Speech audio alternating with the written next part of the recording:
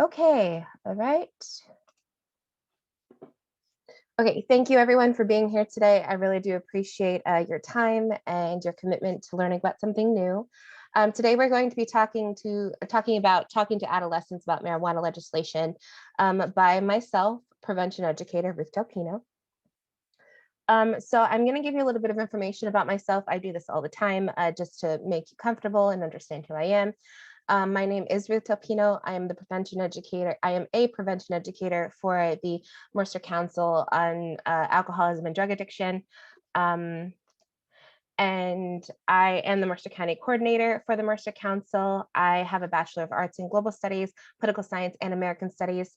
I am certified in teaching English as a foreign language, life skills training, and leadership, in case you're wondering about that as well. I always do this. Why this presentation? First, this is not to scare you. There will be a lot of information that you will learn, and some of it might be shocking, some of it might be interesting, but this is only to inform you. This is not a parenting class. You are the best parent for your child. You know them the best. And my perspective is shaped by my approach and my learning experiences. So anything that I have experienced working at Mercer Council and all the interactions I've had as a trend to miscompliance coordinator and working on the Mercer County grant, these are all things that inform what I do and how I present the information. This is also evidence informed and some evidence based, meaning that I do the research, I do as much information as possible, and then I put it together, culminate it, and then present it in a way that makes sense. So there you go. So we are going to be talking about the marijuana legislation, and we are going to be talking about it in different segments. First, I want to talk about what the particular part that is affecting 18 to 21-year-olds specifically, so that we can sort of understand the nuances of it. And we will break it down in 3 separate categories. Excuse me. We have the what does it look like? So this is the 18 to 21-year-olds. And then we have the social justice reform parts that a lot of people are discussing. And then we also have the shrooms part that is also part of that legislation as well. So there have been, first off, what does it look like? This is something that was passed November 3rd, 2020 on election day. And this was a referendum, meaning New Jersey residents voted off, would you like to legalize recreational marijuana? New Jersey already has legal medical marijuana, so this was also another step in that direction. There have been many revised versions of this new law in Congress that has been proposed in the New Jersey Congress. Recently, the Senate Judiciary Committee on this Tuesday is expected to vote. So this was the Tuesday that passed, is expected to vote on the most recent version of the cleanup bill, which would levy $50 fines for anyone 18 to 21, and a series of escalated written warnings, some substance use education, and a referral to any community groups that would help with the process of understanding marijuana use and teenagers in their bodies. And this is for minors found with marijuana. So our other states' marijuana policies, I know that a lot of people are going to be talking about this, so I sort of want to discuss this, especially in Colorado, because Colorado is sort of known as the frontier for marijuana legalization. Black markets are still active in Colorado. Most marijuana dispensaries are owned by big business meaning big tobacco, such as Marlboro, Newport, Camels, people like that. So they sort of run these businesses, and they transitioned over from tobacco to black markets. So that is something to be aware of. It has created jobs, but if you're in this field, this is a very niche field, and there is no law stating another employer cannot hire you because you worked at a marijuana dispensary. But at the same time, there is just basic, viewing through HR purposes when they're hiring possibly an office job or an advertising job. Do they want people that have worked in the marijuana field to be a part of their group? So if you do work in the marijuana field, it is sort of as such that you may stay in the marijuana field because other opportunities may not present themselves as readily. So I did want to talk about this. This is a website. It's mpp.org, and basically they are a pro-legalization site. This is where I got some of the information from, and they do make some poignant and cogent arguments about legalization and understanding how it would contribute to the economy, and tax revenue and things like that for the citizens of that state. So if you are looking more into regulation and understanding legalization, this is a great resource for you. I also want to point out that in other states' marijuana policies, the after effects would also be that the percentage of all Colorado traffic deaths that were marijuana related increased from 11.43% in 2013 to 21.3% in 2017. So that's a 4-year difference, and that's double basically what it was for these traffic incidents. I also do want to point out this information was, and they were doing an impact study on the marijuana legislation and how it was interacting with Colorado's, socialization purposes and tax revenues and things like that, but also, just actions of the public. And it was produced by MAD, which is Mothers Against Drunk Driving, and they are a very they're a group that has a lot of interest in making sure that children don't have access to substances of any form. And that's all something people can get behind, but also just being aware that that evidence and that resource is coming from this particular organization that is that does heavy research on substance use disorders and driving. Okay. So next thing is, all right. So when you're sort of having discussions with your adolescent, and you're talking about marijuana on the adolescent brain, there's a lot of stuff to talk about. There is a lot of stuff to cover. And if you are interested in marijuana and understanding what it is like, I do have several other presentations that you can look through on our YouTube channel, and whichever one presents itself readily to you, you can sort of address as you want. But I do want to sort of touch upon this, where you can have a conversation with an adolescent or a child that is in your life, where you can address two parts of their questions, because THC and CBD are a huge part of the conversation right now. THC stands for tetrahydrocannabinoid, and there's CBD, which is cannabidiol. And both of them represent the arguments or the conversation surrounding legalizing marijuana. THC is the psychoactive part of the marijuana plant, and CBD is the part that doesn't have the psychoactive abilities to get you high, but it does have some of the what people call the healing abilities of the drug. So I do want to discuss as well that CBD, when it is derived, there are two different parts. There are oils and plants. Oils are the ones that are infused with these two different parts. So if you see and you walk into a marijuana dispensary, you will find a lot of THC oils, where people use that THC oil to put into several different baked treats. They can use it for vaping. They can use it for a lot of different recreational activities. CBD can also be used in such manners, but at the same time, I do want to address that they are different. But THC and CBD present themselves the same, but THC is the part that gets you high. And THC is the huge part of the conversation right now when it comes to legalizing marijuana. And I do have here a link if you wanted to look at the interaction with the body with CBD versus THC. And once again, these resources are presented at the end of the presentation. So if you find yourself lost or trying to get through some of these, you can play back this presentation and go through it with me as I go through this presentation. So this is a formula for CBD. It comes from the marijuana plant. This is THC. This is the part that gets you high. And I do want to talk about also that I have adolescent brain there, because THC and CBD, regardless of what you're using, it's really not something that a lot of children should be using, specifically because of the side effects that may happen to their brain.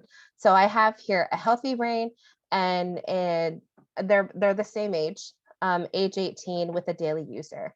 So daily user, this is a picture that a lot of prevention educators use when they are talking about marijuana use and heavy marijuana use. I don't know if you know anyone that says they're not addicted to marijuana, but still needs to smoke a blunt to get up in the morning and to go to work or to go to school.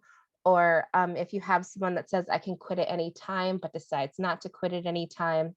Those are the sorts of things that people can sort of address when they're talking about addiction.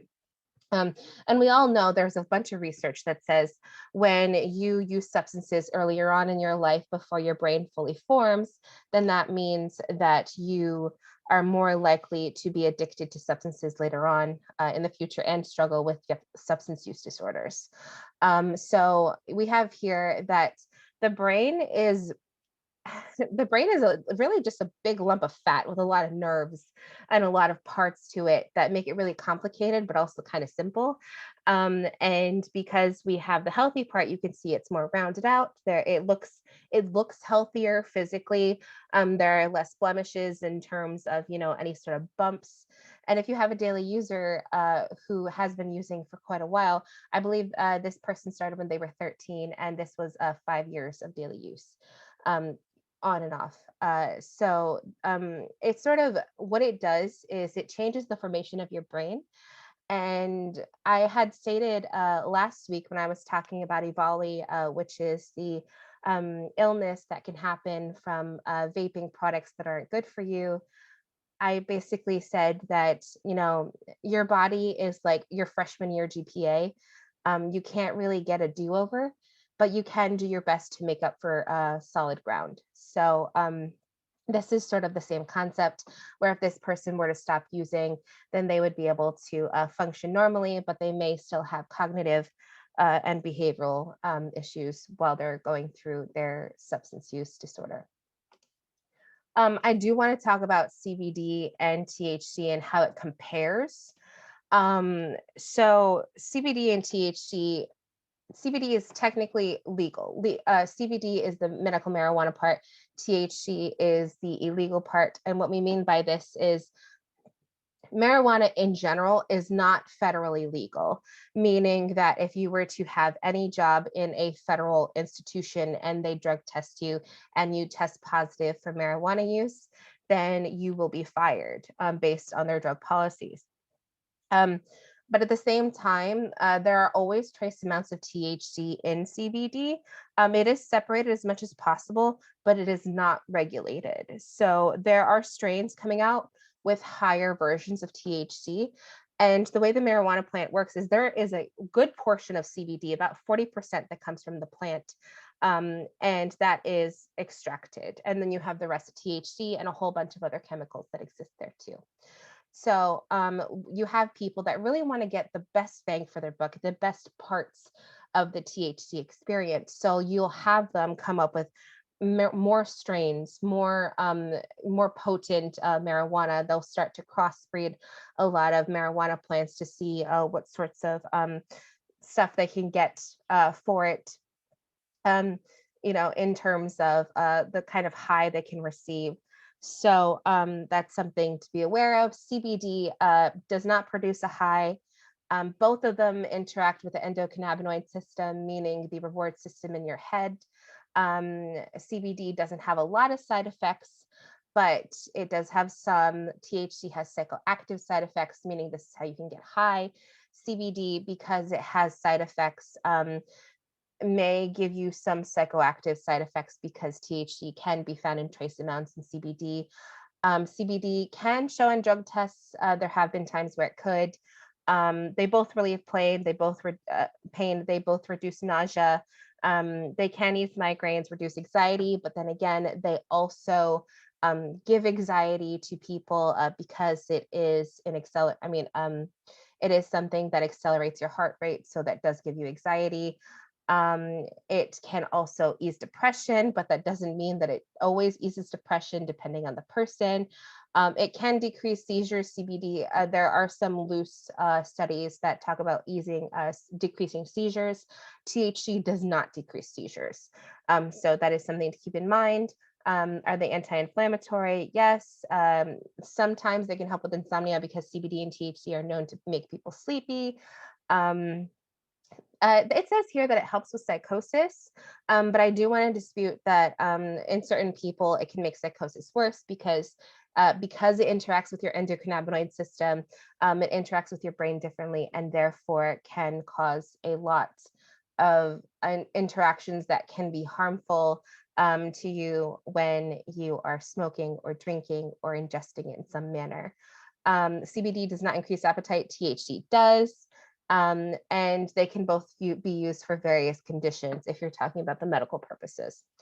So if you have any questions, you can refer to the chat, but I think we can move on. Oh, I also do want to talk about when you are entering a marijuana dispensary. A lot of people say it's just for medical purposes right now, but you can get THC products at these medical dispensaries, even though THC is technically not legal in New Jersey. There are a lot of people that say they get it for migraine pain, glaucoma, all that stuff, but you can still, it's basically going into an area and getting something that isn't regulated through the government, and the person that is behind the counter may only know as much as they are taught by their companies and not more, and aren't certified medical professionals.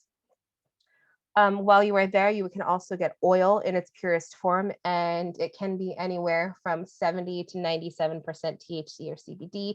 Even when it says CBD on it, there can be few trace amounts of CBD and more THC because that's what the market's for. That's what a lot of people want from the market. So therefore, they will provide those services in terms of having more THC products than CBD products. So I do also want to talk about what are the nuances of the marijuana legislation.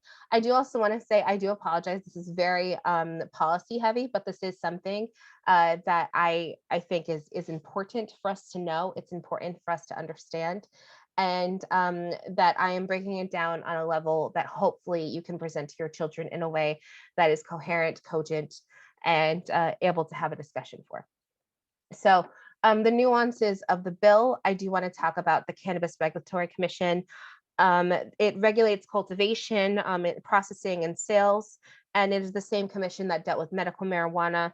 But where there are concerns, especially those in my field, those who are concerned based on the reality that these people and these regulatory commissioners, there's no standard for them to be hired. There isn't enough vetting, and they are not a federal regulatory committee.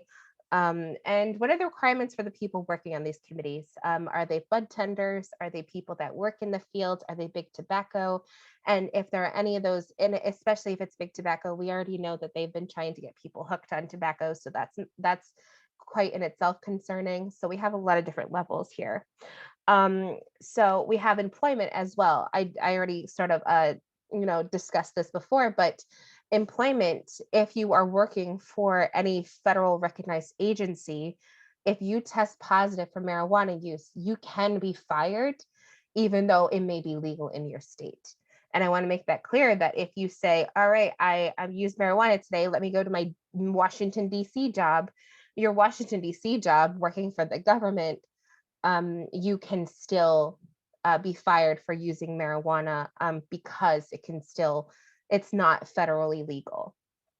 There are a lot of federal programs because it is not federally legal. There are a lot of federal programs that you cannot participate in if you do test positive for marijuana. And this is something that's not really covered in the New Jersey marijuana legislation. It doesn't protect you from any, being fired of federal programs or being fired from certain federal employment. That doesn't protect you from that. The federal programs I'm talking about are loans, and any sort of help that the federal program can give you. So this can require food stamps, as well as a WIC, anything like that, that sort of is a public good. If they do drug tests for that, then you may lose any of those benefits as well. Also, if you want student loans at a federal level, you may not be able to get them because you tested positive for marijuana. So those are all things that need to be considered. Licensure is also a big cost prohibitive part of this. And I will discuss this on the next slide. licensure is cost prohibitive for a lot of different reasons, but more so that a lot of people say, oh, if we can have licenses for everyone, then that means that let a lot more people can use this business to start their own small businesses. But what really is happening is that the only way small businesses can thrive, especially people of color, which is what this sort of initiative was put through for the social justice reform, they would have to have a lot of money at their disposal and several partners for them to to have their own marijuana dispensary, because it is so costly to have their own products and their own licensures. Also, the marijuana bill was supposed to set aside a certain amount specifically for people of color that wanted to start it in their own communities, which a lot of people thought that could be good for business. But that doesn't mean that those people of color can afford these sorts of licensures that are so heaping and expensive. Also, I do want to talk about quickly roadside tests that happen for policing. Actually, wait, I'm going to discuss that later, but I do want to just introduce it. Where the roadside tests, there is no standardized roadside test. This is also another nuance where you can go on the roadside test and have alcohol in your system, and you can sort of go through your test, and the officer can see whether or not you've actually been drinking. There's a BAC limit, all that stuff. But with marijuana, it is more complicated. There aren't tests to detect a lot of the potency that you have in your blood, and whether or not you are able to function as a driver in that moment. There's no standardized test for that. I also am going to talk about social justice and reform, because that is something that has been discussed. And that is something that I think really needs to be put in here, because the whole purpose of having this sort of legislation was first introduced as a social justice reform. I want to discuss first that the Attorney General does have a law enforcement reform policy and initiative that is in place. It now includes 38,000 law enforcement officers, which are present in New Jersey. He has the Excellence in Policing Initiative. It focuses on accountability, transparency, and improvement, as well as psychological help for police officers if needed, meaning that if there is a police officer who has any sort of psychological need, and because they do see things that can be very traumatizing, they are able to seek help for those sorts of things. And there is a program where their commanding officer can intervene at any given moment. They also go over de-escalation processes, and they are vetting through the charges in jail systems where nonviolent offenders are found with less than a set amount of marijuana. And I do have the bill on here that talks about marijuana specifically, and how the bill is reforming for people who are in the jail system. Now, there are a lot of parts to this that are really important for a lot of people to understand, and I want to give it as much justice as possible, but it is a very complicated topic. So I'm going to give you details and resources that you can do more research on your own time if you are interested in these particular processes and information. Excuse me.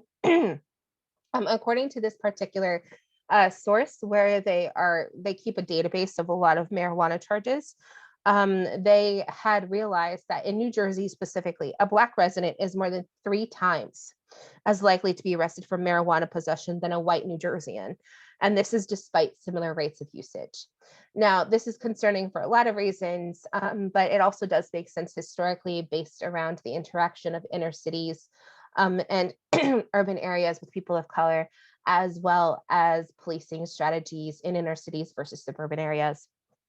But this is a concern because a lot of the time when people are sent to jail, they are given a bail, and depending on the type of bail that they have, the judge sets that bail, and based on based on whether or not they're white or a person of color usually has a higher bail than a white person, and that is also concerning.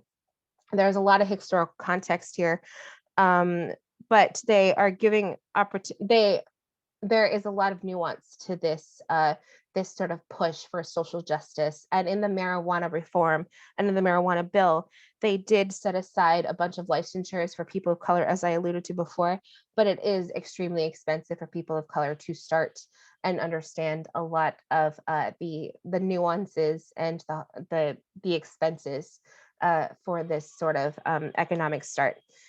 If you're rich, then it's okay. But if you're not, then it can be much more difficult to start your own small business. So I do have a video that if you are wondering how to talk to your children about legalizing marijuana, this can be something, this is a scientist, and this is by PBS NewsHour. So I love PBS. They are a public broadcasting company, meaning they have no political affiliations and they are well-rounded in their information. Finally tonight, with marijuana legal in some form in 26 states and the District of Columbia, many of our kids have questions about pot. Rand Corporation behavioral scientist Elizabeth D'Amico offers her humble opinion on how to answer their queries. Among family and friends, I'm regarded as the Dear Abby of adolescents' so-called bad behavior. Here's the reason why. Because I've researched alcohol and drug use among teens for more than 20 years, and I'm a parent, people always assume I've devised a foolproof strategy for talking to kids about such issues. Lately, I've been fielding a lot of questions about marijuana legalization. I do feel like I have an edge when it comes to talking to my kids about marijuana, but sometimes it seems like I'm sharing information on the fly as I drive my kids down a busy LA street to school. Since recreational marijuana was legalized in California last fall, new billboards pop up all the time to advertise the fine art of smoking weed and where to buy it. This leads my kids, 11 and 13, to ask a lot of questions. Why do people smoke marijuana? It can't be bad if it's legal and they can advertise, right, Mom? As always, it's best to give balanced, honest answers based on facts. Why do people smoke marijuana? Some may smoke it for medical reasons to help with pain. Others may smoke it recreationally. Parents might liken it to alcohol. You know how some people have a glass of wine with dinner to relax? Now, some may smoke pot for the same reason. But it's also important that your kids know that getting high can change their mood and behavior. And just like alcohol, tell your kids it's illegal to drive after you've smoked pot. I tell my kids the main reason that marijuana is illegal for those under 21 is because their brains are still developing, and marijuana can affect their concentration and memory. It may mean you don't do as well in school. That can mean fewer opportunities like getting a good job. Given this changing legal landscape, my kids and yours are going to be exposed to marijuana as frequently as they are to alcohol. And now that it's legal, here come the marketing campaigns, which all make smoking pot seem normal. And just like alcohol and tobacco ads, marijuana ads may influence their choices. My own research has shown that middle school kids who reported seeing ads for medical marijuana were more likely to report smoking pot 1 year later. You can't just say don't do it, but you can get the facts, share them with your kids, and help them make a healthy choice. So I thought that video was really important because it sort of breaks down how you can talk to your children about marijuana. Something that I didn't touch upon that I meant to was that brain formation, depending on the person, your brain can still be developed up until the age of 30. Meaning that anything that sort of isn't impeding the formation of the frontal part of your brain, which is the decision-making part, the prefrontal cortex, that means that there are a lot of things that can impact that. So the more and the longer we get children to not use, the better it is for their brains and their comprehension. So there is another bill that I would like to discuss. Another part of the bill I would like to discuss, and it does touch upon magic mushrooms. And I know that a lot of people were really concerned about this, and this was something that they were like, oh no, what's going to happen here? Something that I do want to preface with is that mushrooms are still illegal in New Jersey. There was nothing that was voted on saying that magic mushrooms are legal. There was nothing saying about saying, we want to implement it in some medical capacity. There was nothing like that. So we're going to put that out in the open right now. But I do want to discuss mushrooms in general in case your children have questions about anything related to it. So I did refer to two different sources for this, addictionhope.com, which is a blog, but they also have a lot of good resources from the government and community organizations. And there's also teens drugabuse.gov, which is a government agency that monitors teen usage in substances in general. So mushrooms, what are they? Well, mushrooms have a active ingredient in them, much like marijuana has active ingredients such as THC, called psilocybin. My apologies, I'm not saying that correctly. It is a Schedule 1 drug, meaning that it is highly, highly addictive. And when used in an improper way, it can cause overdoses and can change the formation of your brain. So that is something really important to discuss. It can also be found in, it is found in 75 different species of shrooms, and it contains they contain 0.2 to 4% psilocybin, my apologies, in them. So the use in adolescents, this was done at a treatment center and is secondhand information in 2014. This was from the addictionhope.com blog. They were talking about, there has been some information about it, but in their discussions and in the information they were referring from, 9.2% of 12th graders have reported using hallucinogens in their lifetime, and 2% reported using within the last month. So hallucinogens doesn't necessarily mean shrooms. So this is sort of a misnomer where people think hallucinogens, it must be shrooms. It can mean a lot of things. It means LSD, it means acid. It also means, inhaling something. It means, there are a lot of different methods for people to have hallucinogens in their system. And the side effects of ingesting shrooms can be extensive, but it gives you LSD-like experiences, including hallucinations, an altered perception of time, inability to tell, this from that, reality in general, panic reactions, psychosis, in a larger dose, and the long-term effects may be memory loss, impaired, flashbacks, tolerance of the drug, meaning you need more in order to get the same high, and psychiatric illness, meaning any sort of mental health disorders that may have been dormant in your brain may present themselves more readily after using it after one really bad trip. So there's that. In 2014, over 500,000 adults between 18 to 25 reported abusing hallucinogens, and 535,000 adults over 26 were current hallucinogen users. That is a small number, so it is not something that we should be severely concerned about, but we are still discussing this based on the bill. The law, which could take effect immediately, which does take effect immediately, makes possession of up to 1 ounce of shrooms a disorderly person's offense instead of a third-degree crime. And people previously charged with possession could face 3 to 5 years in prison. Now the harshest penalty will be 6 months in jail and $1,000 fine. So that means that if people are found with drugs, there is a less severe punishment, and there is a less severe deterrent when they are using shrooms or have possession of shrooms in general. But that doesn't mean that it is legal for 21 and older. That doesn't mean it is something that should be used. It just means that the sentences for these uses and these substance use disorders are less. I do want to discuss, because not that I find it necessarily comical, but I do find it something that is important to address. Municipalities' response to this legislation. If I click here, these are basically all of the towns that said we are not having it in our town. This is tens of towns that voted to not allow paraphernalia, sales of marijuana, growth of marijuana, manufacturing or testing. And this has been signed in several municipalities.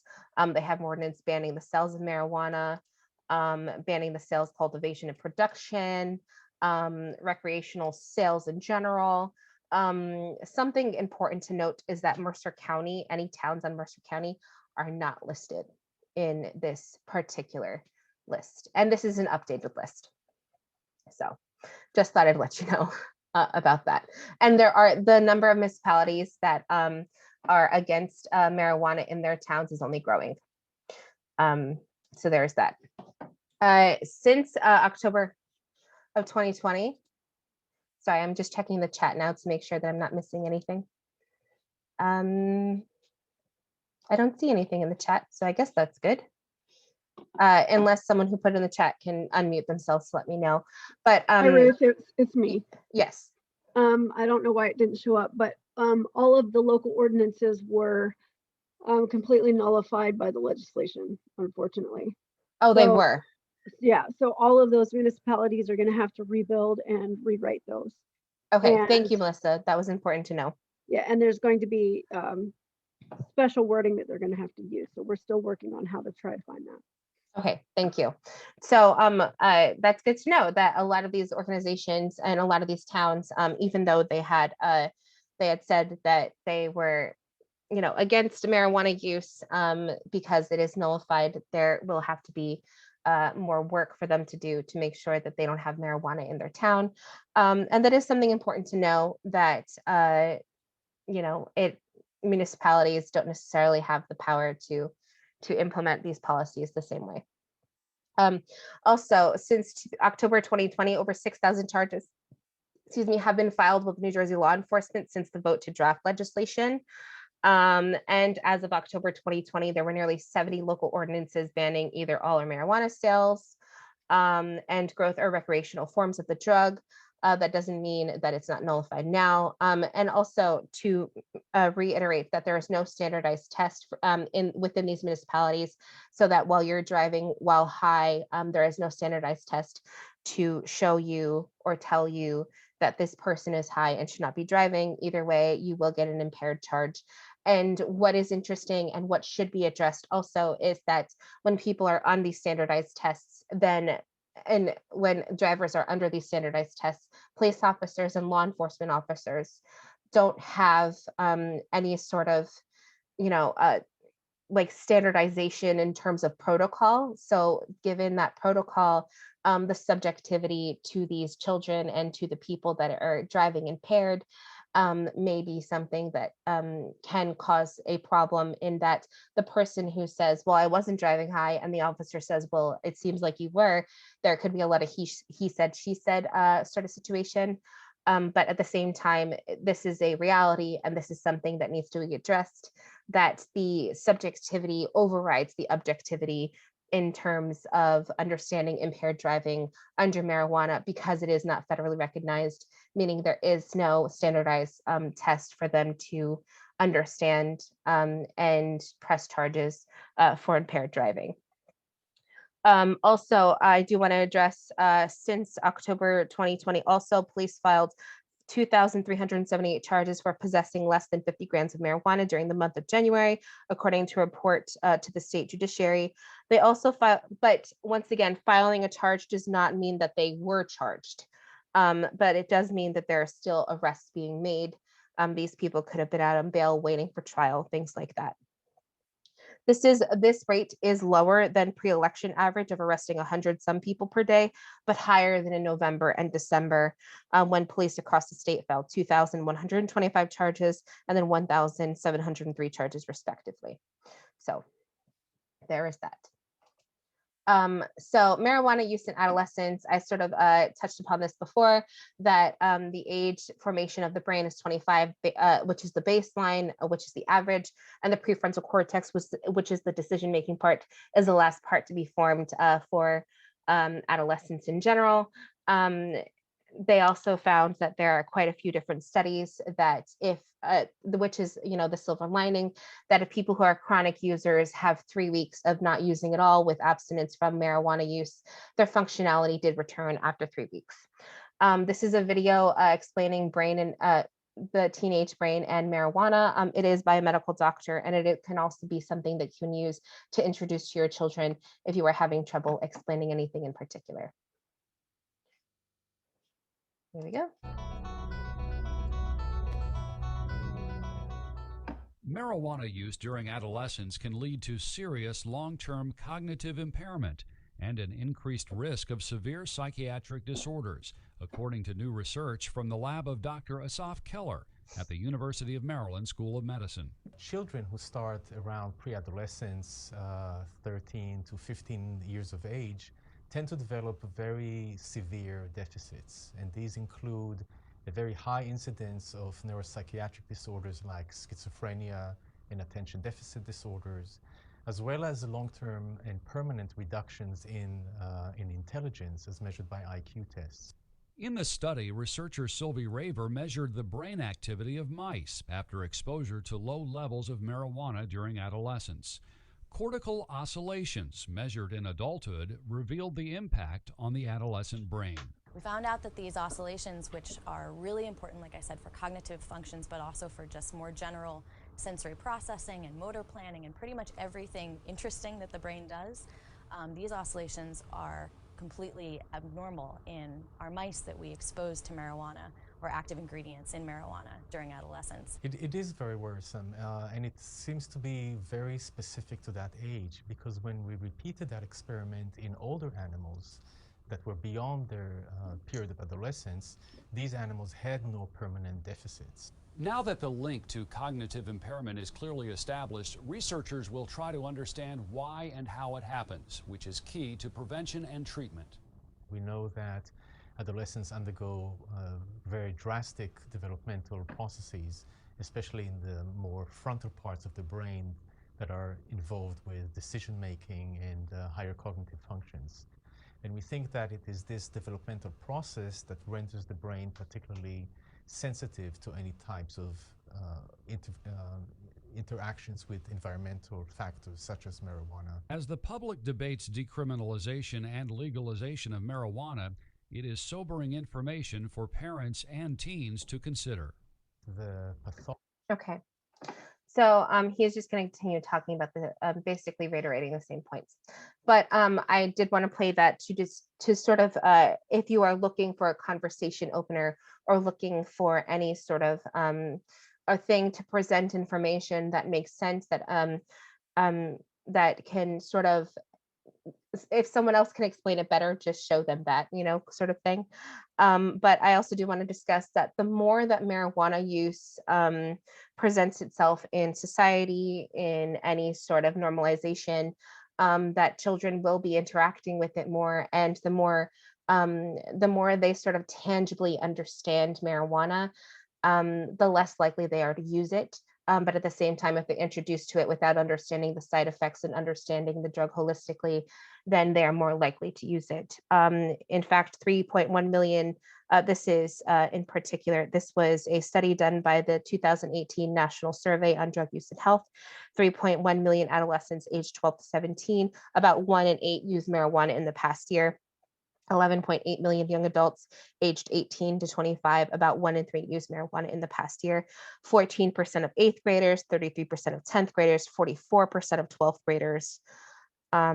So this is obviously concerning, but it is something that can be addressed, and something that if we can at least get them to not use before a certain point, then their developmental brains and their developmentality and functionality have a fighting chance to make them informed and well thought out citizens of society.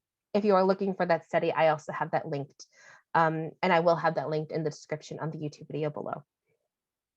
And this is sort of my closing remarks on this. How can you put it in a nutshell in case there were all the points that you really couldn't get to, or that your child couldn't understand? Here are the bullet points that can sort of surmise the conversations around this. It is still illegal for anyone under the age of 21. The law still includes consequences for marijuana and mushrooms. Your brain needs time for developing, and I mean includes consequences for marijuana in terms of anyone under the age of 21. Your brain still needs time for developing. The age of a fully formed brain averages at the age of 25. Is it really working in other states? What are the other parts we need to know from those legislations and from those state bodies? Marijuana and alcohol are processed differently in the body, and social reform is complicated, and efforts are and should be made for disenfranchised people, but that doesn't mean it can be simplified. I also have closing statements that I always like to put up just in case that you can sort of impart knowledge and will on your own children. I always say education is the most powerful weapon which you can use to change the world, meaning that if you are able, and this was said by Nelson Mandela, if you are able to change your child's perspective on something they may have been misinformed about, it will only serve them better in the future, and it will serve them to be a great service so that they can use that information to further their life experiences and be more well informed. I don't see any other information in the chat, but thank you so much for being here. I appreciate your time and your energy and everything that you also give to these presentations. So thank you and have a wonderful day.